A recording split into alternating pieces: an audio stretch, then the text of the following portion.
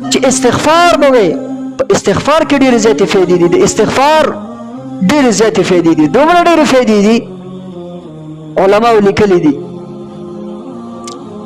امام احمد ابن حنبل رحمه الله یو ورځ چېرته په سفر باندې لاړو، په سفر لاړو. امام احمد ابن حنبل رحمه الله د لکونو احادیث حافظ، د یو مذهب امام دی.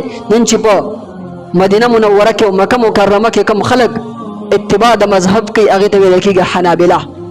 د امام احمد ابن حنبل رحمه الله تقلید کوي په اجتهادي امورو کې، اجتهادي مسایلو کې.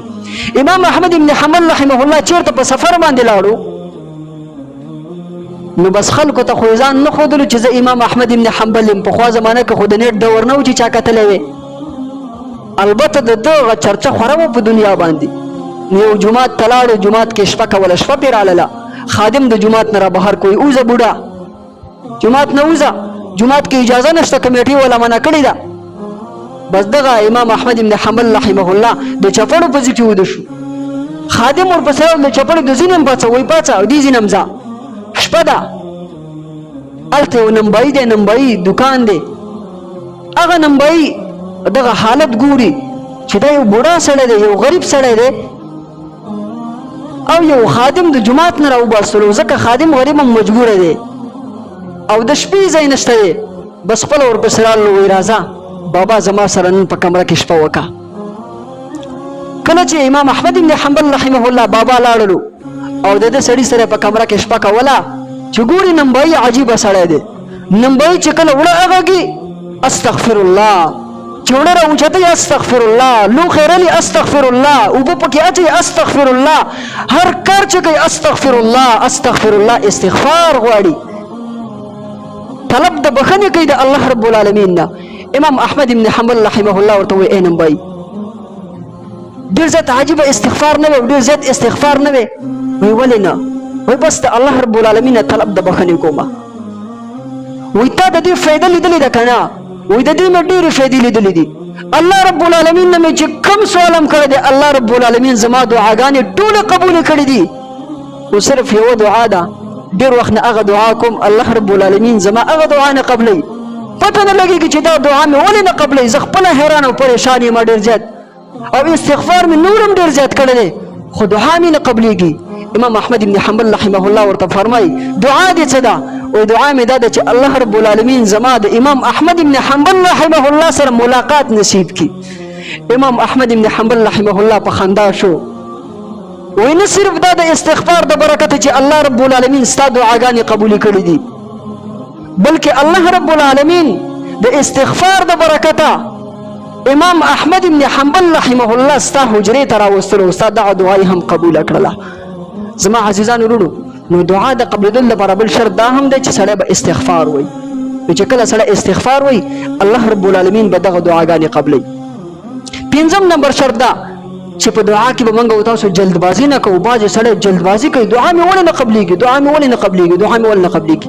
کله کله دغه دعا تا سره مناسب نه وي، تا سره برابر نه لګېږي، الله رب العالمین تا نه قبلوي. او کله کله دا هم لکه مخکې مې چېرته ویلي چې الله رب العالمین ته ستا د دعا غوښتل، دا جړا کول، دا فریاد کول الله پاک ته دا خوند ورکوي. پرېږده چې کوي دغه جړا کوي، الله پاک ته خو دا خوند ورکوي، نو ځکه هم ستا دعا نه قبلوي. دې وجې نه کله چې د قیامت ورځ شي او انسان وګوري یو طرف ته به وایي د نیکیو یو غر لګېدلی، یو انبار به لګېدلی، انسان به حیران شي الله دا نیکۍ خو ما نه دي کړي، نه مې تهجد کړی دي، نه مې اشراق کړی دي، نه مې نوافل دومره ډېر کړي، نه مې جهادونه کړي دي، هېڅ څه مې هم نه دي کړي. الله دا ولې؟ الله رب العالمین ورته فرمایي وایي تا چې کله په دنیا کې دعاګانې غوښتلې، کومې دعاګانې چې ته ما نه دي قبولې کړي، نن په آخرت کې زه تا ته د هغې عوض درکومه. وایي دغه انسان به فریاد وکړي الله وایي تا به په دنیا کې زما یوه دعا هم نه وه قبوله کړې، خو الله نن به دې په آخرت کې د هغې بدله راکړی وی. نو کله کله چې دعا نه قبلېږي، کله کله چې دعا زر زر نه قبلېږي ستاسو، نو جلدبازي به نه کوئ. دې وجې نه حدیث کې راځي دعا د دې وجې نه قبلېږي چې کله انسان جلدبازي کوي. جلدبازي به نه کوئ، بس دعا غواړئ، نور قبلولو والا ذات الله رب العالمین دی. شپږم نمبر شرط دا دی چې په خشوع سره دعا غوښتل. خشوع څه مطلب؟ خشوع ویل کېږي په زړه کې خشیت د الله رب العالمین. خضوع مطلب په ظاهر باندې تا ځان داسې جوړ کړی د الله رب العالمین نه یو سوال کې. نن چې خلک 10 روپۍ د یو انسان نه غواړي څنګه ورته خوله کاږئ را کاږئ 10 روپۍ راته راکړه څومره ورته ځان جړئ را جړئ. نو چې الله رب العالمین نه سوال کې الله پاک ته جاړي الله پاک ته به دا خوند نه ورکوي خوند به الله پاک ته ورکوي. نو خشوع خضوع سره دعا غوښتل او د عاجزۍ سره دعا غوښتل. الله رب العالمین دې په دې ټولو خبرو باندې عمل کولو توفیق نصیب کړي. هغه سلام خبره پاتې شو ان شاء الله هغه به روان چې بیت وکړو. الہ العالمین ته موږ معاف کړه رب ذوالجلال ته موږ وبخ ګناهګار یو خطاکار یو. الہ العالمین ته نه دعاګانې غواړو الله ته دعاګانې قبلونکی ذات.